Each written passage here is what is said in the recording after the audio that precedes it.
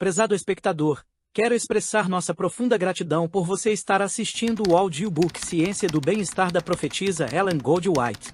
Esperamos que este conteúdo inspire e enriqueça suas vidas, promovendo bem-estar e saúde. Se ainda não for inscrito, inscreva-se neste canal e receba novos vídeos. E não se esqueça, deixe seu like e seu comentário. Gratidão. Capítulo 14. O ministério em favor dos ricos. Cornélio, o centurião romano, era homem de fortuna e de nobre nascimento. Ocupava uma posição de confiança e honra. Pagão pelo nascimento e pela educação, obtivera, mediante o contato com judeus, certo conhecimento do verdadeiro Deus e adorava-o, mostrando a sinceridade de sua fé pela compaixão para com os pobres. Ele dava esmola ao povo e de contínuo orava a Deus. Atos capítulo 10, verso 2. Cornélio não tinha conhecimento do Evangelho segundo fora revelado na vida e morte de Cristo, e Deus enviou-lhe uma mensagem diretamente do céu, e por meio de outra mensagem dirigiu o apóstolo Pedro para que o visitasse e instruísse. Cornélio não se achava ligado à igreja judaica, e teria sido considerado pelos rabis pagão e imundo. Mas Deus lia a sinceridade de seu coração e enviou mensageiros de seu trono para que se unissem a seu servo na terra, a fim de que ensinasse o evangelho a este oficial romano. Assim, hoje em dia, Deus está buscando pessoas entre as de alta classe, da mesma maneira que entre as humildes. Muitos há, como Cornélio, homens a quem ele deseja ligar a sua igreja. As simpatias desses homens são para o povo do Senhor, mas os laços que os ligam ao mundo os prendem firmemente. É preciso coragem moral para que esses homens se coloquem ao lado dos humildes. Esforços especiais se devem fazer por essas pessoas, que se acham em tão grande risco devido às responsabilidades e à convivência que têm. Muito se diz quanto ao nosso dever para com os pobres negligenciados. Não se deveria dar alguma atenção aos negligenciados ricos? Muitos consideram essa classe um caso perdido, e poucos fazem para abrir os olhos daqueles que, cegos e ofuscados pelo falso brilho da glória terrena, perderam o cálculo da eternidade. Milhares de ricos têm baixado ao túmulo inadvertidos.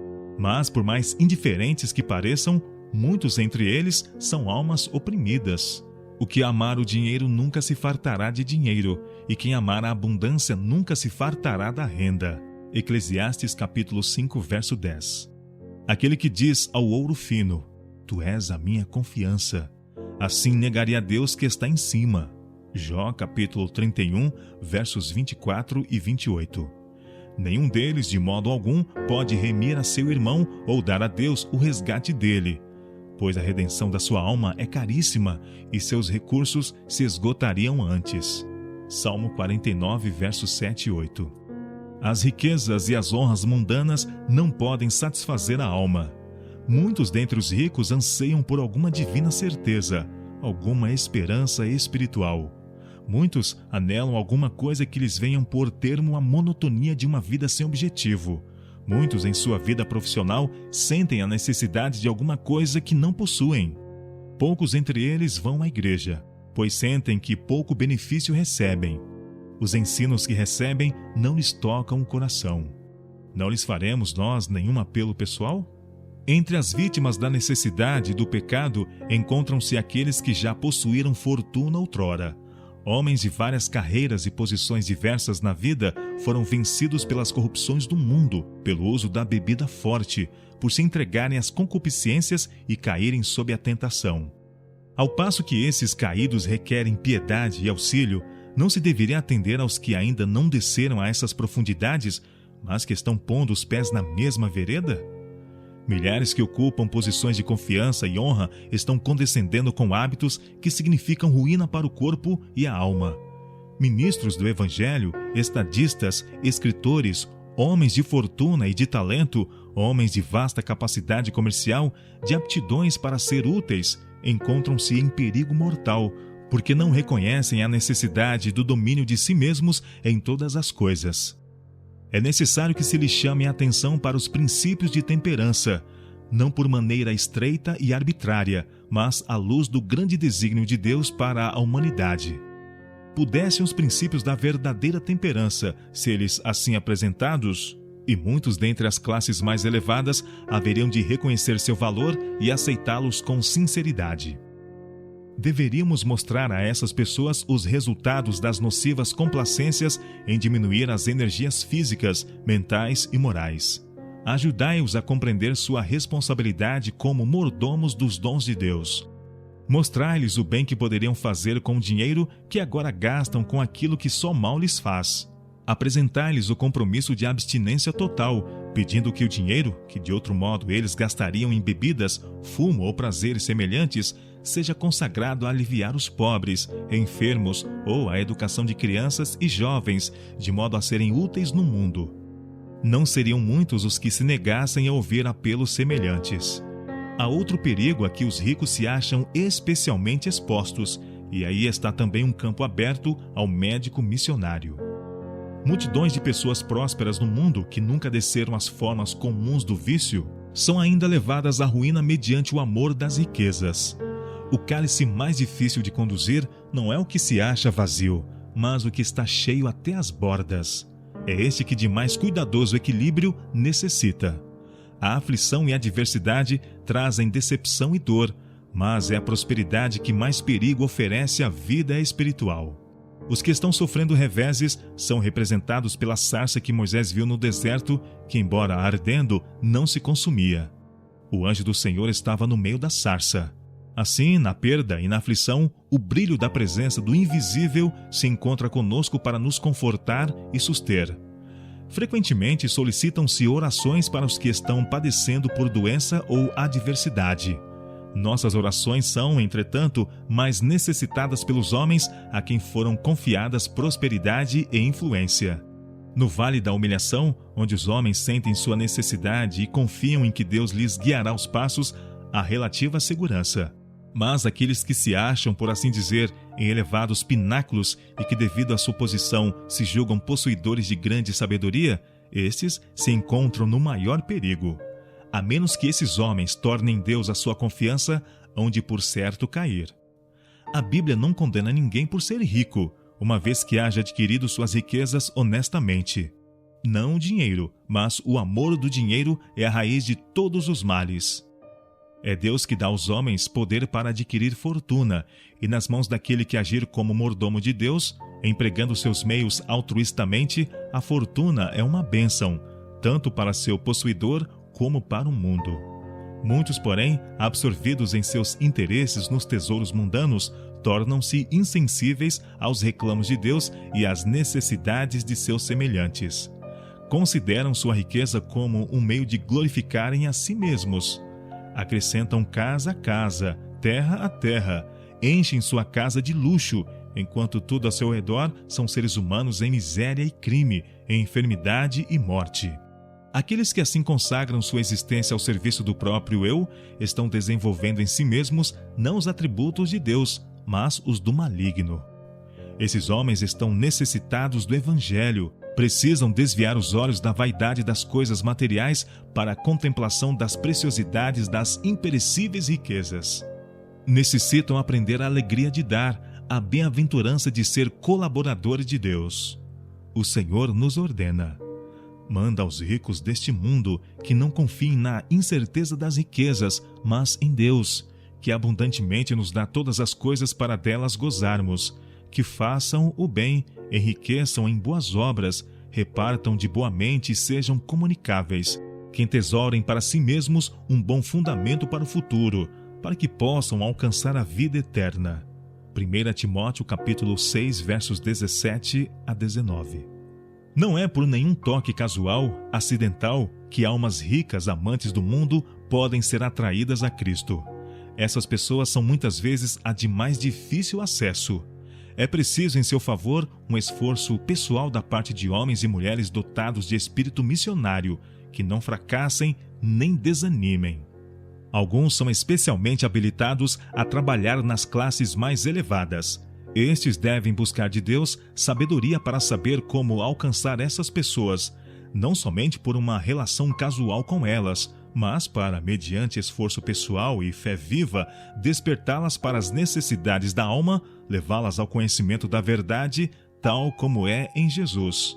Muitos supõem que para se aproximar das classes mais altas é preciso adotar uma maneira de vida e um método de trabalho que se harmonizem com seus fastidiosos gostos. Uma aparência de riqueza, custosos edifícios, caros vestidos, equipamentos e ambiente, conformidade com os costumes do mundo, o artificial polimento da sociedade da moda, cultura clássica, as graças da oratória, são considerados essenciais. Isso é um erro. O caminho dos métodos do mundo não é o caminho de Deus para alcançar as classes mais elevadas. O que na verdade os tocará é uma apresentação do Evangelho de Cristo feita de modo coerente e isento de egoísmo. A experiência do apóstolo Paulo, ao defrontar-se com os filósofos de Atena, encerra uma lição para nós. Ao apresentar o Evangelho no Areópago, Paulo enfrentou a lógica com a lógica, ciência com a ciência, filosofia com filosofia. Os mais sábios de seus ouvintes ficaram atônitos e emudecidos. Suas palavras não podiam ser controvertidas. Pouco fruto, porém, produziu seu esforço. Poucos foram levados a aceitar o Evangelho. Daí em diante, Paulo adotou uma diversa maneira de trabalhar. Evitava os argumentos elaborados e as discussões de teorias, e em simplicidade encaminhava homens e mulheres a Cristo como o Salvador dos pecadores. Escrevendo aos Coríntios acerca de sua obra entre eles, disse: Eu, irmãos, quando fui ter convosco, anunciando-vos o testemunho de Deus, não fui com sublimidade de palavras ou de sabedoria, porque nada me propus a saber entre vós, senão a Jesus Cristo e este crucificado. A minha palavra e a minha pregação não consistiram em palavras persuasivas de sabedoria humana, mas em demonstração do Espírito e de poder, para que a vossa fé não se apoiasse em sabedoria dos homens, mas no poder de Deus. 1 Coríntios capítulo 1, versos 1, 2, 4 e 5. E ainda em sua epístola aos Romanos, ele diz: Não me envergonhe do Evangelho de Cristo, pois é o poder de Deus para a salvação de todo aquele que crê, primeiro do judeu e também do grego. Romanos capítulo 1, verso 16. Portem-se os que trabalham com as classes mais altas com verdadeira dignidade, lembrando-se de que os anjos são seus companheiros. Conservem eles o tesouro do espírito e do coração, cheio de está escrito. Guardem na memória as preciosas palavras de Cristo. Elas devem ser apreciadas muito acima do ouro e da prata. Cristo disse que seria mais fácil a um camelo passar pelo fundo de uma agulha do que um rico entrar no reino de Deus. No trabalho a fazer por essa classe, apresentar-se-ão muitos desânimos, muitas revelações pungentes terão lugar, mas todas as coisas são possíveis com Deus. Ele pode e há de operar mediante instrumentos humanos na mente dos homens cuja vida tem sido consagrada a ganhar dinheiro. Há milagres a se operarem na genuína conversão, milagres agora não discernidos. Os maiores homens da terra não se encontram além do alcance de um Deus poderoso em maravilhas. Se aqueles que são seus colaboradores cumprirem valorosa e fielmente o seu dever, Deus converterá homens que ocupam posições de responsabilidade, homens de intelecto e de influência. Por meio do poder do Espírito Santo, muitos serão levados a aceitar os divinos princípios. Quando se tornar claro que o Senhor espera que eles, como seus representantes, aliviem a sofredora humanidade, muitos a isso corresponderão, dando de seus meios, juntamente com sua simpatia, para o benefício dos pobres. À medida que sua mente é assim afastada dos próprios interesses egoístas, muitos se entregarão a Cristo. Com seus talentos de influência e meios, unir-se-ão de boa vontade à obra de beneficência com o humilde missionário que foi instrumento de Deus em sua conversão. Pelo devido emprego de seus tesouros terrenos, ajuntarão para si um tesouro nos céus que nunca acabe, onde não chega ladrão e a traça não rói. Lucas capítulo 12, verso 33.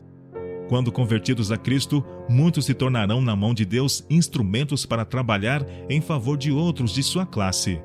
Sentirão-se-lhes confiada uma dispensação do Evangelho para aqueles que fizeram deste mundo o seu tudo. O tempo e o dinheiro serão a Deus consagrados, devotados o talento e a influência à obra de ganhar almas para Cristo. Unicamente a eternidade revelará o que tem sido realizado por esta espécie de ministério. Quantas almas, enfermas de dúvida e cansadas do mundanismo e do desassossego, têm sido levadas ao grande restaurador, que anseia salvar perfeitamente a todos quantos a ele se achegam. Cristo é um Salvador ressurgido e a salvação debaixo de suas asas.